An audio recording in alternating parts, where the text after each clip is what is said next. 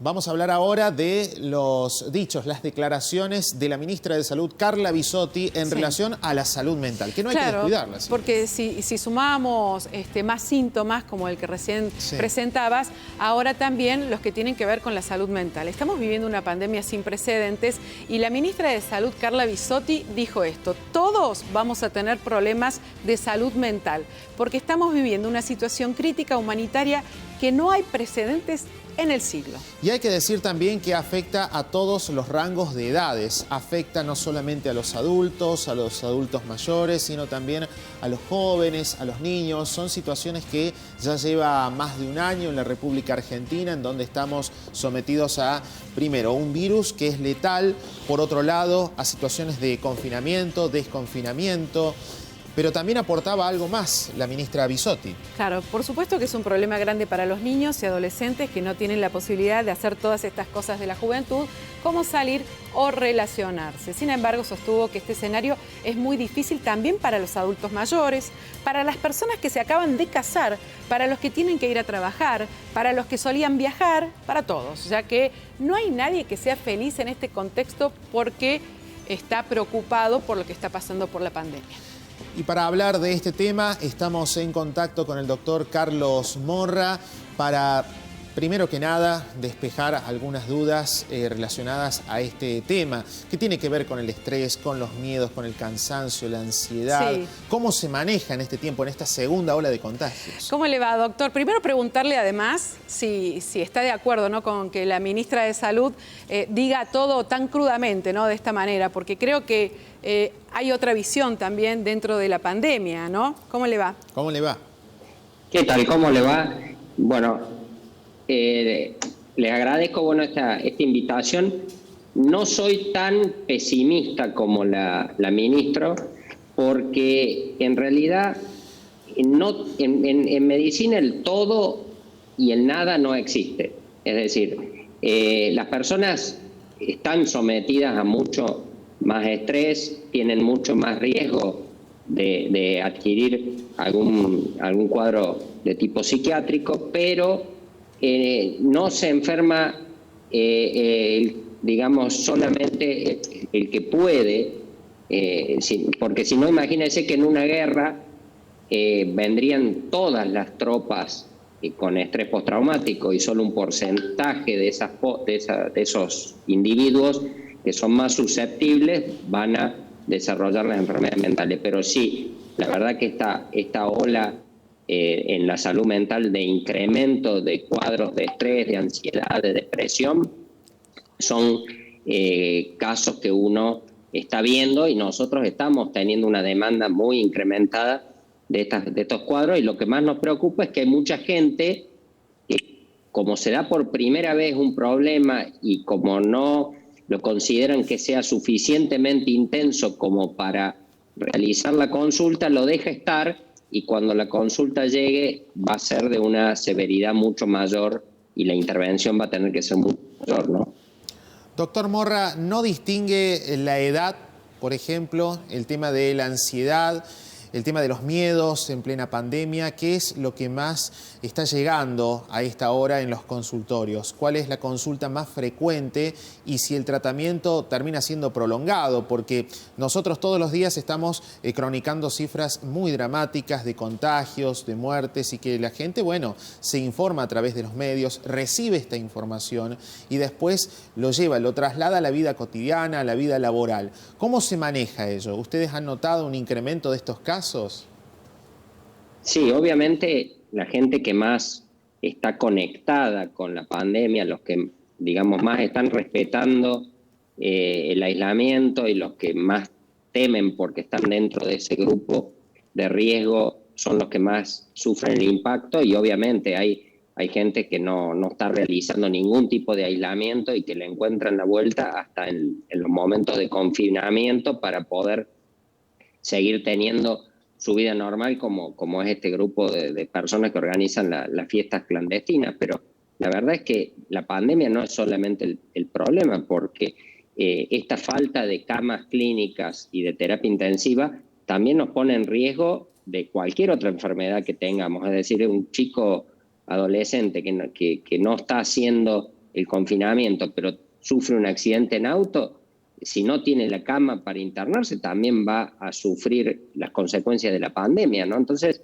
realmente hay que realizar una lectura de que todos los factores de riesgo que provoca la pandemia no son solamente por adquirir el COVID, sino también estas enfermedades, las enfermedades mentales, los problemas clínicos y el no consultar a tiempo por una enfermedad como una enfermedad oncológica puede llevar a que la persona tenga una consecuencia más grave cuando lo haga. Doctor, todos los días nos preguntamos, bueno, después de más de un año de esta pandemia, qué cosas quedarán dando vuelta en la cabeza de cada uno de nosotros, qué recuerdos quedarán, porque van a quedar, y a esto que se refiere la ministra de Salud, ¿no? Esas consecuencias en la salud mental. Sí, yo creo que va a haber consecuencias, va a haber un mayor índice de trastornos de ansiedad, de estrés postraumático, de causas reactivas a esto, inclusive el abuso de sustancias, como es el caso del abuso de alcohol, que muchas personas, digamos, recurren frente al aislamiento a hacer un consumo abusivo de alcohol. Pero yo creo que el impacto más grande surge cuando uno ve alterada su rutina en una forma muy estrepitosa. Entonces, hay gente que lo ha visto esto como una oportunidad, como tener tiempo en su familia, tener actividades online o realizar estudios, por ejemplo, de idiomas que nunca podía tener, pero esa gente son los menos. La mayoría empieza a transitar la rutina del aislamiento como una cosa muy desagradable, donde yo no puedo ver a mis seres queridos, no puedo realizar las actividades que inclusive les doy ahora un valor mucho mayor del que tenían en el momento que yo la podía realizar. Entonces, realmente, el impacto que está teniendo sobre la gente, muchas veces fuera del impacto real, es el impacto que ellos perciben de golpe. No puedo ir a la juguetería a comprarle un juguete a mi hijo, cuando en realidad nunca lo quería hacer. Lo que pasa es que sí, ahora, como lo estoy viviendo, lo veo como una falta de libertad o privarme de un placer o de un gusto. Entonces, realmente tengo que empezar inteligentemente a rediseñar mi vida en estos momentos de aislamiento. Doctor Morra, no todas son negativas, siempre hay que ver el lado positivo de las cosas, especialmente cuando uno va a buscar ayuda al consultorio, por sobre todas las cosas. Vamos a ver a continuación algunas placas relacionadas con algunos consejos a tener en cuenta y que seguramente usted podrá explayarse tranquilamente para hablarnos sobre esto. Mantener contacto con sus afectos y su red de contención. ¿Cómo podemos hacerlo en esta segunda ola y por qué hay que hacerlo? Bueno, uno, como no puede hablar con los seres queridos o con sus amigos, se distancia cuando en realidad muchos de las principales acciones no son a través del diálogo, ¿no? Entonces, el mantener un contacto por Zoom o realizar una llamada telefónica con amigos que son personas que nosotros tenemos cariño o que son muy relevantes en nuestra vida, hay que tratar de hacerlo y hay que buscar esos horarios donde uno puede estar tranquilo y hablar con sus amigos y tratar de mantener esa red de amistad que el día que se salga de la pandemia volveremos a tener actividades reales o juntarnos a comer o tener un asado, pero tenemos que nutrir esa amistad para que no sea un año de conexión.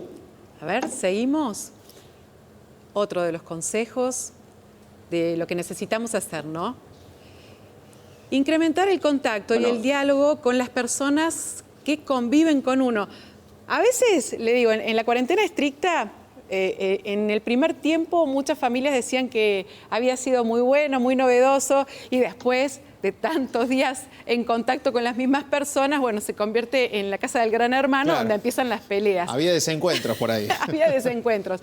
Pero qué importante, ¿no? Porque creo que a muchos les pasó que no tenían ese contacto tan directo y el encierro los hizo, bueno, conectarse sí o sí, ¿no?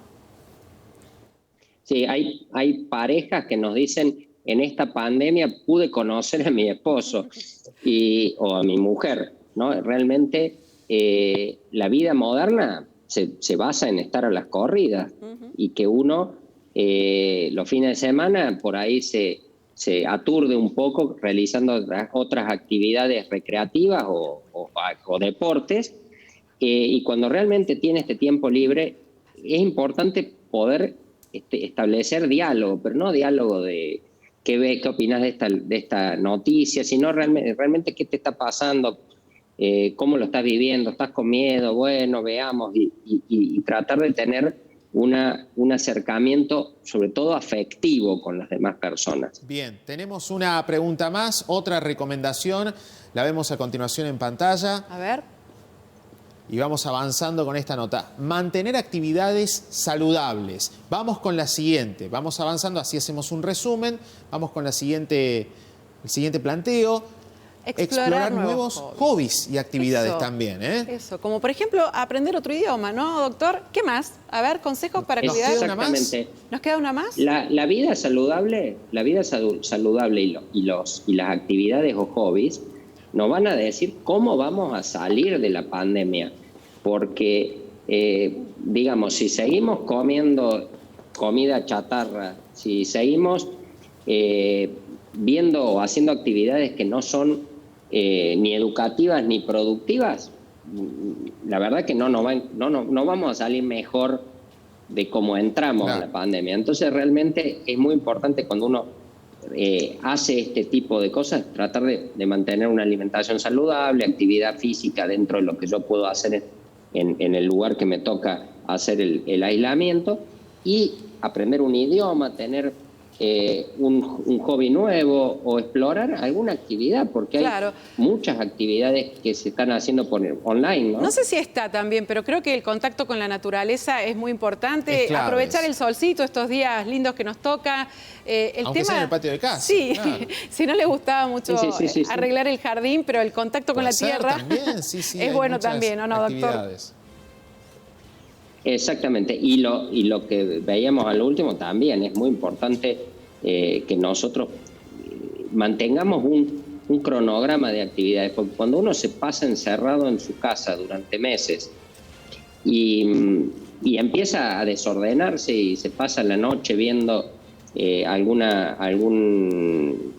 canal, viendo películas o oyendo música, las series, y se empieza a cambiar el día por la noche, empiezan a aparecer no solamente los temas del desorden de horario, sino también cuadros afectivos, y empieza a aparecer síntomas de depresión. Después va a costar, cuando volvamos a la normalidad, cumplir horarios. Entonces, siempre es bueno, por más que yo esté viviendo solo, tratar de respetar los horarios de comida, despertarme en horas que sean más o menos las similares a las que yo siempre me despierto, mantener una rutina de mi actividad que no se me desordene tanto, porque el organismo está muy acostumbrado a eso.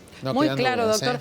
La verdad, no hay que negar lo que nos está pasando, ¿no? La realidad, la pandemia. Pero usted acaba de dar muchas herramientas con la posibilidad que tenemos todos de transitarla, porque no nos queda otra, ¿no? Y que seguramente van a ser muy útiles, doctor. Sí, exactamente. Yo creo que cuando uno puede administrar todavía cosas saludables, va a mejorar y va a tener un pronóstico mejor, y el día que uno se ve desbordado o que ve que ya no estoy pudiendo hacer las cosas, bueno, también la pandemia ha brindado las posibilidades de que a través de telemedicina uno pueda hacer las primeras consultas y después uno ya acercarse a los centros y hacer una atención ya a nivel salud mental con psicólogo o psiquiatra más estructurada. En profundidad. Le agradecemos, doctor, este tiempo, doctor. Sabemos que está trabajando mucho, así que gracias. Al contrario, por este tiempo. Realmente muchas gracias. Muchas gracias a ustedes.